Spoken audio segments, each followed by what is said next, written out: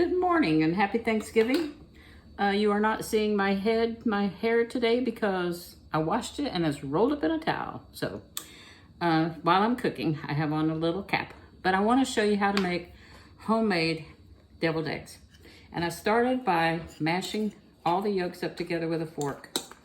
I cooked them in my Instant Pot, which is so awesome. That's it beeping now. I'm cooking some sweet potatoes in there. But you got to make sure this is all totally mashed. And I saved a couple eggs to show you how easy they are to peel when you cook them in the Instant Pot. The peel just slides off. It is just miraculous. My daughter tried to get me to get an Instant Pot years ago, and I'm like, oh, it's just another kitchen gadget.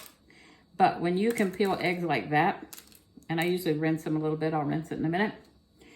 But all of them, I made, I think either 14 or 16 eggs, and all the shells just come straight off like that. I put them in some water, cold ice water, and rinsed them off after I got them peeled. Put the yolks in here and the whites in here, and when I get them filled, I will transfer them into this nice carrier that I got at the Roses, or you can get them almost anywhere. And it comes with a nice lid so you can transport them where you're having dinner. And so I have my eggs sliced and I have my yolks mashed up. I'm not going to do the whole bunch, but I'll show you how I make the filling. And I really guess at it. I don't have a recipe. I'm sorry, I go by feel, but I'll try to guesstimate as I go along. Okay, to get started, I use a combination of Miracle Whip, which this is not Miracle Whip, it's from Walmart. Actually, Kraft Miracle Whip, they have changed their recipe and I don't like it. It leaves a bad aftertaste. So I've switched to store brands that actually taste better. And of course I have my Dukes here from North Carolina. You use Dukes. I'm from Kentucky, but in Kentucky we just use Miracle Whip. But since we're in the South, we put some Dukes in there. So I put like 2 tablespoons of each into my bowl. And then I put some sweet relish. A lot of people use dill, but I use sweet. And I'm going to use all the rest of this jar because there's not very much in there. And we all like that taste, that little pickly taste. But I like the sweet. And then to help it along a little bit, I put just a little bit of juice from the bread and butter pickles. I'd say that's about 2 tablespoons and probably a teaspoon of the sweet. So you put some pepper it all around the top. And then we put a little bit of salt, because we don't want them not salted egg. And then, last but not least, let me get a spoon. We put just a little half teaspoon of sugar, because I like them extra sweet. Okay, we give all this a stir. I don't use mustard because I don't want the bitter flavor. This is just a sauce and it's going to go into this big bowl. So get that started a little bit.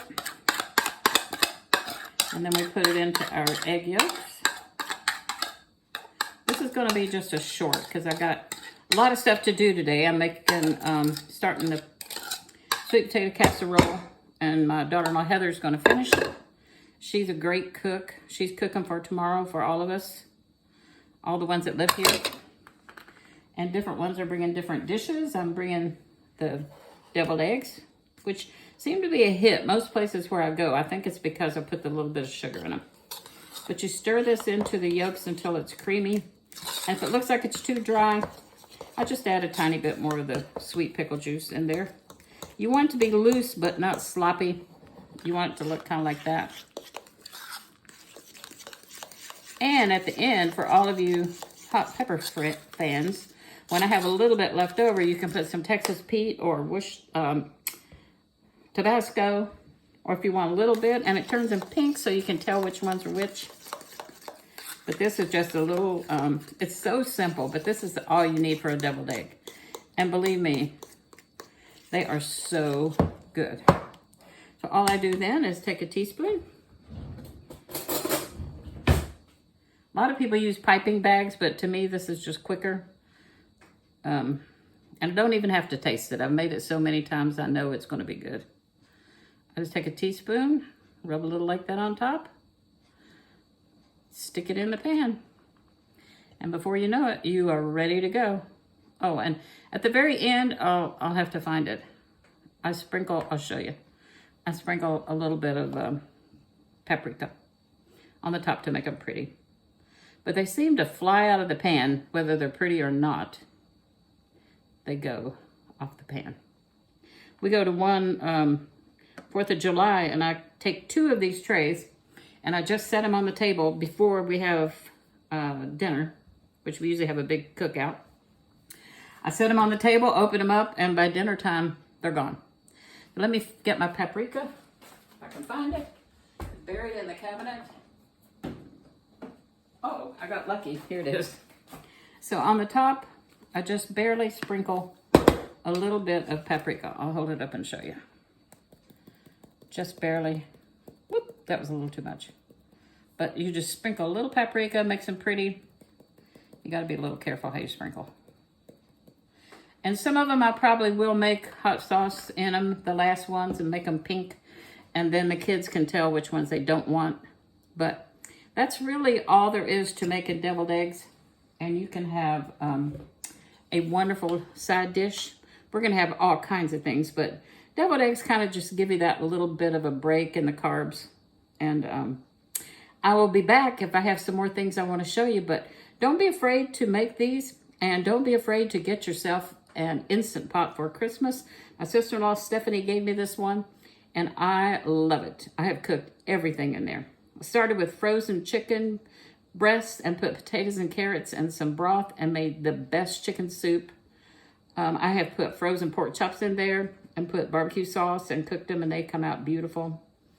I've cooked dried beans, soup beans, pinto beans, navy beans, and they come out great. I'm not doing a commercial. I'm not sponsored by Instant Pot, but I would sponsor Instant Pot. But please go and like my channel. Subscribe. We do some videos from CL out in the garage. The Don't Fret, Just Relax, with all of his guitar repair, which he loves to do. And of course, I can't do much gardening now, but in the spring we'll gear up and do more gardening. But during the winter, I'll try to share some more recipes from the holler. And lots of times we didn't have a lot of ingredients. So some of our recipes are simple because ingredients were so hard to find. But my mom was such a great cook, and CL's mom, Ramona, was a great cook.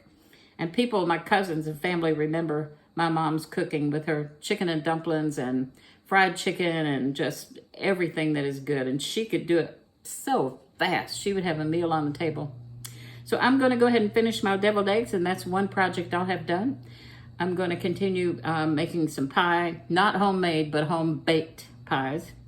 But I can make an awesome meringue pie, and I will do that one day. So please subscribe and show your friends, tell them, and hit that thumbs up button.